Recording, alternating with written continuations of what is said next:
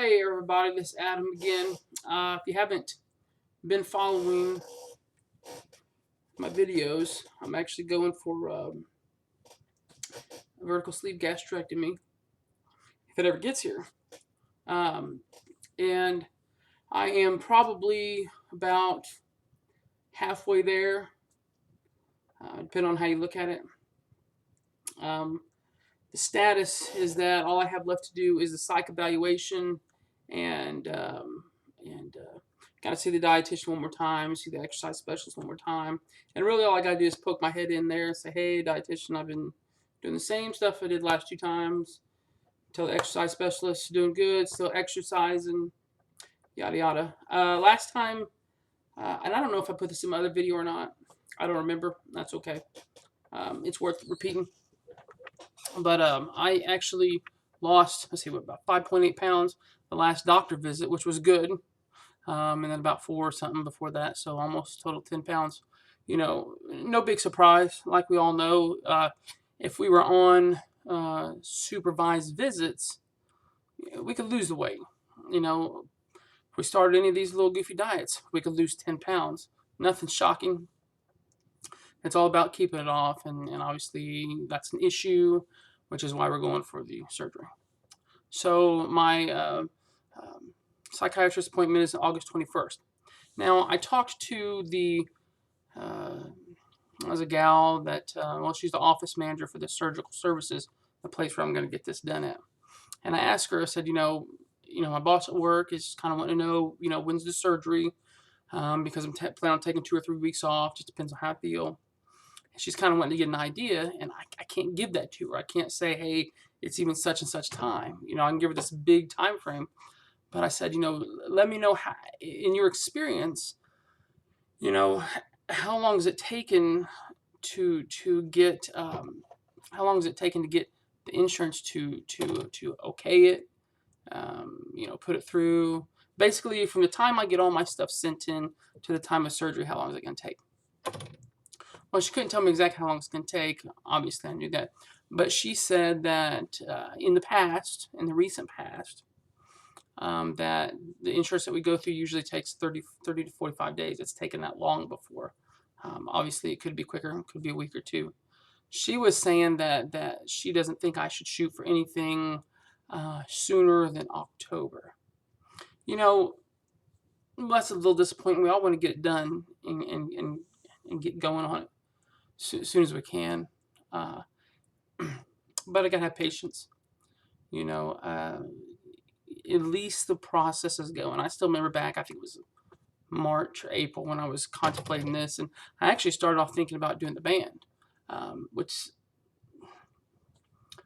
I decided against. And for me personally, because I got some band friends, I'm glad I'm glad I chose the sleeve over the band just for personal reasons. Again, I'll say it. The band can work short term and it can work long term. But looking at all the other aspects of it, I just decided this sleeve was best for me. So anyway, a little bit disappointed because it's in October, but at the same time, see, we're in what? July, August, September, October, 3 months. I mean, that's not that far away. Like I said, I remember when I was first starting this process, and I hadn't done anything. Matter of fact, I hadn't even been to the. We had to go to a seminar first, and I remember sitting there waiting. I can't wait to go to the seminar. It's the 12th of next month, and now I'm past that. Don't have to see the doctor anymore, which probably means I don't have to do any weigh-ins.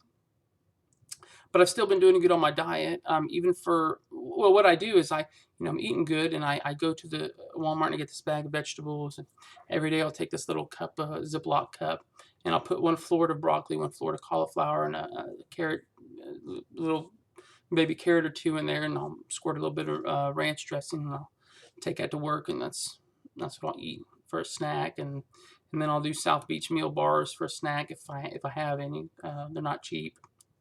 And then, I try to take my protein shaker, and buy a milk at work, and I do like a shake in the afternoon if I can.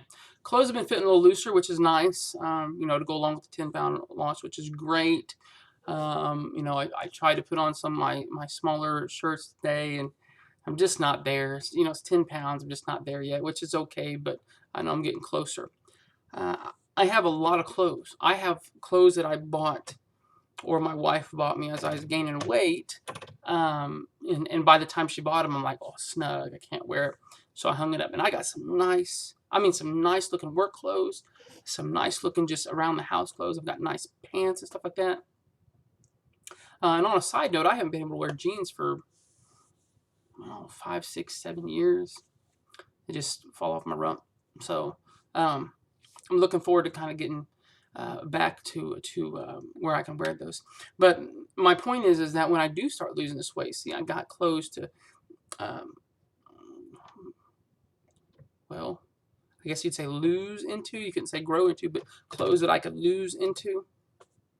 So that's good. I'm kind of already set up that way. For my surgery, we have to do a 2-week pre-op liquid diet. You know, dietitian told me I'd probably go crazy in the first 3 or 4 days. After that, she said the body will probably most likely kick into a starvation mode, you know, to where it realizes it's not going to get that food. So it's going to drop its metabolism, and that's why, you know, everything, you stay full longer on a protein drink. And so she says usually that's why you do pretty good up to the 2 weeks. So I did find out that my surgeon uses a 36 bougie, I think they're called, which I think equates. When I saw this chart, I think equates to a 12 millimeter stomach. So I mean, you know, it's not talking about very much. He said that was pretty much the standard, so I assume that's what I'm going to get. But it's still a long ways off, but it's still exciting every step I take. On the aspect of the fact that I have obstructive sleep apnea, trying to get out of the denial stage. I don't want to do the CPAP. In fact, I don't know anything about CPAPs. I've been trying to do a little research. So for those of you who may have had one, have one, you know, tell me some stuff. I mean, you know, what's a good? I mean, I looked at this one webpage and there was seemed like hundreds of different models, and you know, humidification or no humidification. I saw one which I thought was pretty cool, to where when you breathe out, the pressure's supposed to drop, and then when you go to breathe in again, it'll kick the pressure back up. It's like a BiPAP or something. But you know, I realize that everything's different between people. But you know, did you have a certain favorite mask? I'm looking at getting one that just kind of goes around and just right into the nose part. I don't want to do the whole face one, but from what I understand, the full face one will allow you to move around a little bit easier. But you know, if you're turning on your side, it works a lot better than say ones in your nose, because you can kind of, you know, move them, I guess. It's kind of going to be a little intimidating when I go to pick it out. And I have to have it. I have to have the CPAP because the surgeon said he wants me on it at least a couple weeks before he does the surgery. In fact, I have to take it to the hospital that I do my surgery at. I got hair or something. So I have to have it. My insurance pays 90% of it. I'll pay 10%. I just don't know where to put my money on the real good ones, because, you know, if it's going to make me feel better during the day, I want to use it. I don't like the idea, but if I can notice a difference after, you know, a while, and it makes me feel better during the day, yeah, I'm going to use it.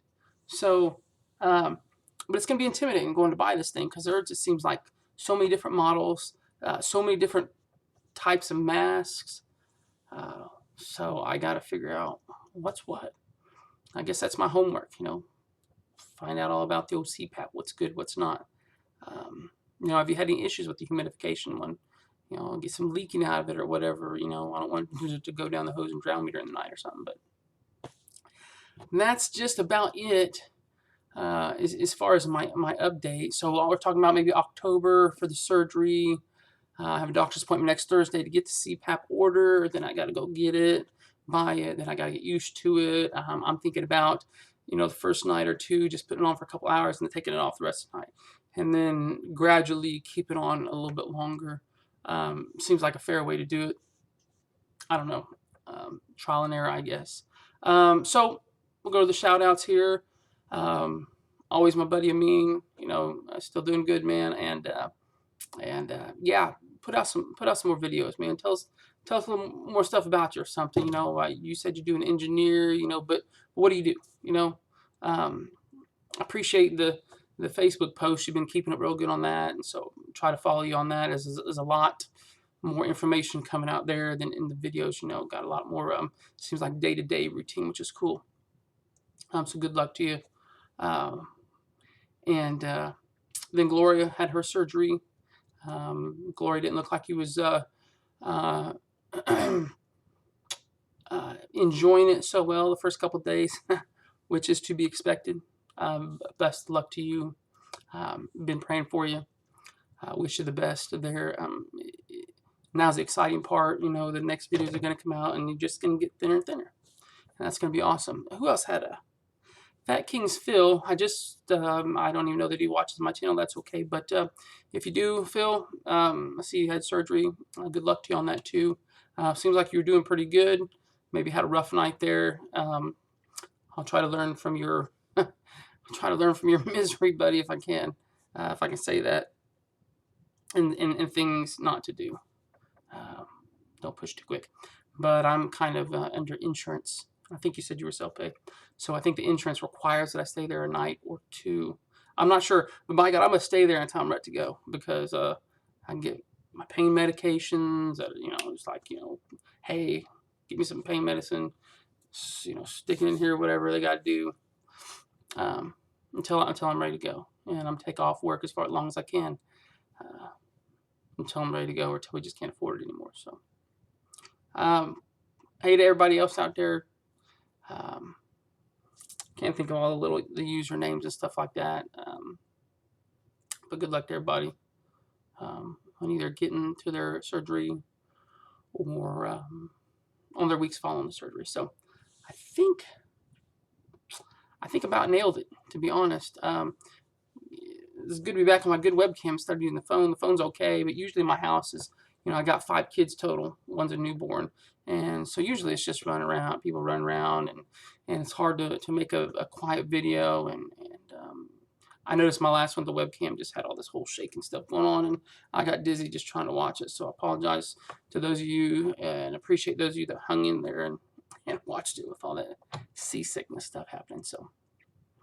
Sorry, I don't have no end of the video catchy phrase like some of you guys do, you know. So, you know, nothing there. All I can say is have a good one, and we'll talk to you as soon as I get some kind of update or figure out something to talk about.